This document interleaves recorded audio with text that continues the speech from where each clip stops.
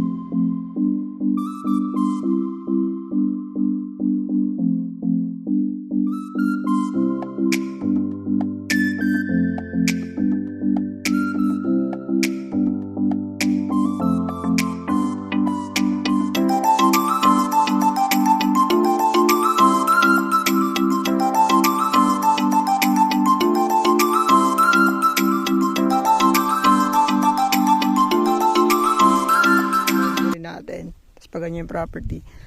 Tingnan po natin yung dulo. Ito ang ating mga kasama ngayon, bagong kaibigan. Nakaw, tumatawag. Wait lang, sir. Ito po yung kanyang pakaburol. Gandang ano to. Yung motocross, bro. Motocross, ATV. Ayan, ganda po. Dito tayo sa pinakagitna. Ayan, galing tayo dun. So mga puno lang dito, may mga kawayan, berries na wild, tapos mga acacia, Gemellina. Ayan po yung mga puno lang. Wala siyang tanim na mangga, wala siyang fruit bearing na iba. So ito kailangan lang i-improve kung gusto nyong magtanim ng mga fruit bearing, pwede po. Overlooking property, 8 hektarya. Pinakabuong sukat 8.7 pero ibibigay po sa tenant. Ito hanggang dito, bro. Lagpas pa dyan. Sa puno na yan. Okay, tignan natin. Ganito lang po ito, mga burol-burol, pero napakaganda ng view. Anong bundok to, sir? Los Buhels na yan. Yung buto na yan. Pasyalan na yan. Bangkay yan, sir. Ay, bangkay. Tapos yung mga yan, Colos Buhels. Lapit pala natin dito. Yung silat sabi nila. Pero pwede din natin gawin to, no? Oo. Ganyang style din. Saan, sir, yung boundary? Lagpas dyan. Okay, dyan po lagpas. Tapos dito naman, hanggang dun pa. Pagkaroon, sir. Ay, pagpas dyan. So, hindi nakasali yan. Hindi na. Adi silak di boundary mo, sir. Okay. So, ito lang pinaka-burol natin. Isiship natin sa natin, i-real view natin. Adi tayo boundary na na eh. Silag. Tara pa. Paharap tayo. So, pag ganyan, Oo. So, ship natin. Itong property pala, sir, may right of way from cemented road. 300 to 350 meters yung kanyang length. Yung wide, sir, 3 meters? Yung white na. Wad yun. 46 yan. 46 wides. No, napakaluwang din pala.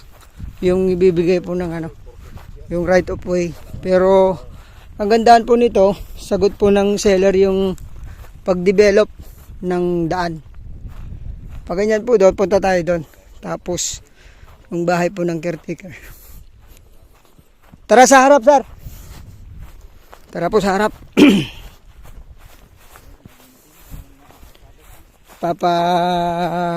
Papa-develop daw po ng caretaker, ay yung seller, yung daan. Siya po magpapa-bulldozer para makapasok po yung 4 wheels. Pero ngayon may dinadaanan po dito sa property. Pero nakikidaan pa lang. Pero pag nabili nyo daw po ito, yun, pwede na kayong mag-down, tapos papa bulldozer na siya. Pag nagustuhan nyo po agad tong property natin. Ang ganda po niyang gawing to. Yung pagka may TV ka dito araw-araw. Katabi natin yung Colos Buhels, yung pasyalan po dyan na ganito rin ang style. Tingnan natin kung nahagip po ng ating drone. Tapos dyan, medyo nahati. So ship natin. Ito yung mataas na burol din. Tapos mga kawayan po. May tinatatamnan po ng palay dati dito. Kaya lang saudulan po yung kanyang kitang-kita po yung kanyang bundok. Yan po yung sa likod natin. Patanaw ko muna.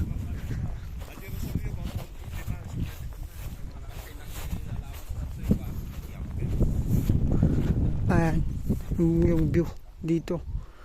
Tapos dito siya. Kabila naman, dito po. Ayan. Hanggang dun po ay may nara siya. Ayan, may mga kawayan, bayog. Tapos ang fruit bearing na nakikita ko, siniguelas. Karamihan bayog. 8 hektarya. Clean title.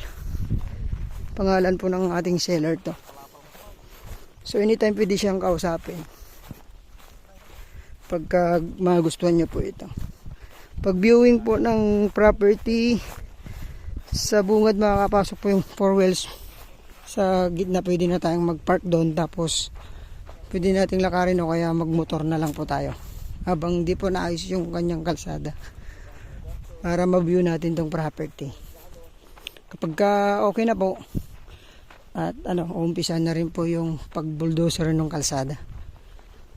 May power line dito, may internet, deep well po yung kanya pong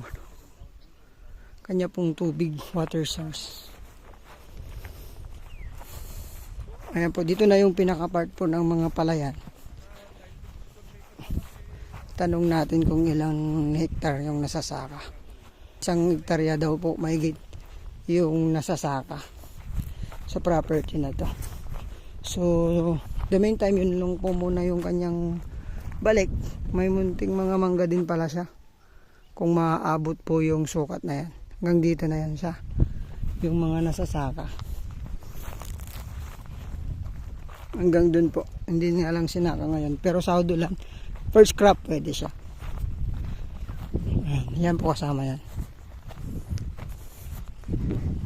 Ang ganda siyang gawin siyang rancho. Tapos gawa na lang ng fish pan dito. Ganda po. Lagaan po ng mga hayop pwede po. From Provincial Road siguro nasa 10 to 15 minutes ang biyahe natin. Puro simentado naman po yung daan. Opo. From Manila 2 to 3 hours. From Tiplex naman, siguro exit tayo ng Rosales, mas malapit. Mga 25 minutes, Tiplex sir? 30. 25 mga ganun. Mga 25 to 30 minutes. Yung exit natin from Rosales. Ito yung mga may puno-puno na dito. Siguro kasama to, no sir? Sa part na to. Kasi nasa harapan pa lang naman yung bahay ng caretaker. Hanggang dyan po. Sama lahat yan. Kasama po yan. May anunas pala, oh. Anunas ba yan? Anunas. Oo nga, no. Masarap yan. Tapos may mga papaya. Nasa meat data. May Mr. Guelas din po. Awa di pag-alalamon, sir. Caretaker kanto man hindi mayalata.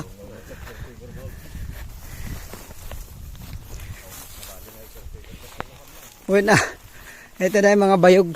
Nandito na po yung bahay ng caretaker natin. Yan yung 7,000 na maihiwalay. May sarili na lang silang tubig, deep well. So possible po talaga na may water source tayo dito. Ayun. May tubig.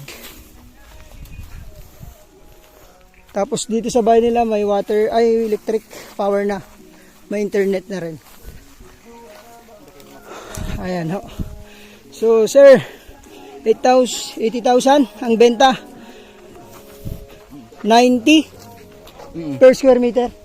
90 per square meter po. Kasama na po doon yung pag-develop ng ng daan. Tawag lang po para kapag-negotiate tayo, direct naman tayo sa seller agad. Agad pwede naman din makausap, no sir? Oo. Ayan, anytime pwedeng makausap ng seller nito. Thank you po. God bless po sa ating lahat.